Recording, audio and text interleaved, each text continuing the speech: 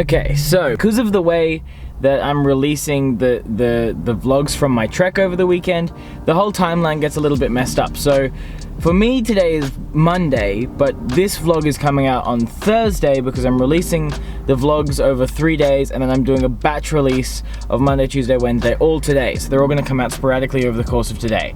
The reason I'm doing that is because I want you to experience, or you will have at this point, I want you to experience what I experience on the trek timing wise, and it makes more sense for me to do so by releasing it day by day by day, rather than dumping it all at once and giving you all the information, and then it doesn't build suspense and blah blah blah. I really quickly wanted to talk about the 3 things that I wish I'd brought with me on my trek, and some general takeaways and a debrief of my trip in general.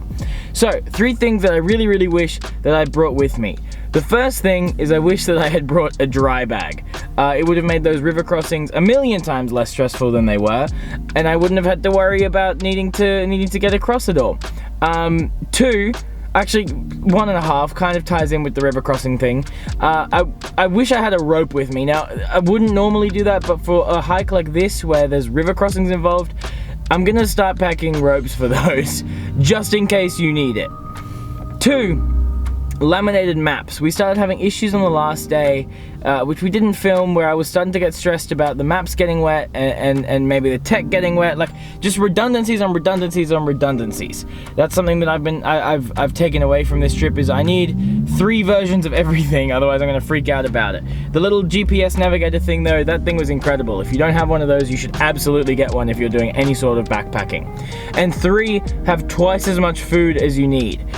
We packed for 4 days of food, but we were dumb, and on the second night we ate our extra food because we were hungry, which is stupid. Don't do that, and we regretted that immediately on the last day.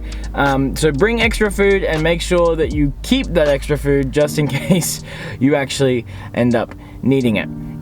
General takeaways, like we said in the vlog yesterday, we had heaps of fun doing it. We thoroughly enjoyed our time on that trek. Would we recommend it?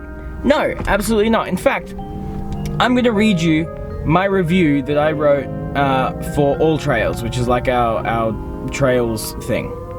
It's like IMDb for trails. Do not do this hike if it has rained in the last 3 weeks. I'm so serious. We didn't heed these warnings, and it cost us 5 hours and put us in an incredibly dangerous situation that could have been avoided, where we were forced to cross 20 to 40 meters of dangerous White Rapids water after trying to swim across higher up the river.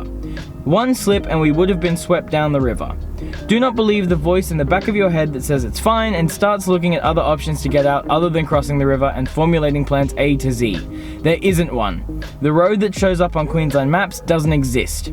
We checked by walking there, while going through all the channels on our radio attempting to call for help. No one picked up.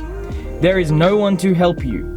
As for the actual hike, it's a mission. It's 60% deep brush, steep uphill bush bashing, i.e. you can't see 5 meters in front of you through the shrubbery, 20% walking through riverbeds, and 20% climbing sketchy cliff faces that threaten to spit you off at any second.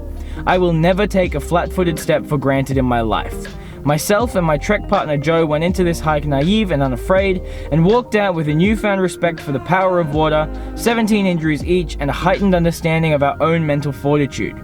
This hike is not for the inexperienced or egotistical.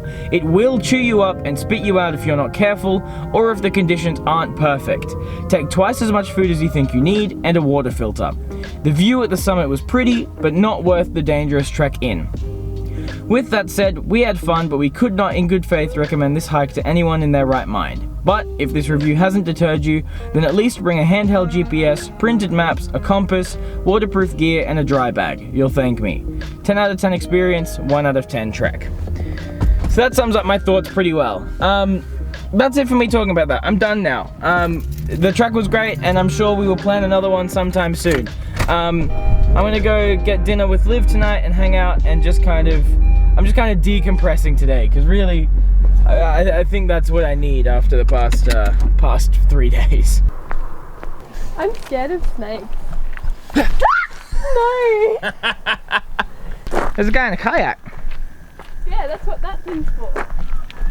Oh, I don't know how kayaks work. It's like the boat port bit. Oh. Okay, that makes sense now. Liv, what are your thoughts after I've told you my stories about the weekend? I'm glad you didn't die. You almost did die. Yeah. Fully almost died. Yeah. So, But- I'm glad you're here. We chillin'. Yeah. Yeah. Live on your little TikTok grind, making your monthly recaps. What the fuck? Oh my god! Bye bye sunset. Goodbye. Did you just fall? Yes. Olivia! I used to do gymnastics! Yeah, but that's not how that works. Oh. Yes it is. Look. Yeah. Nice.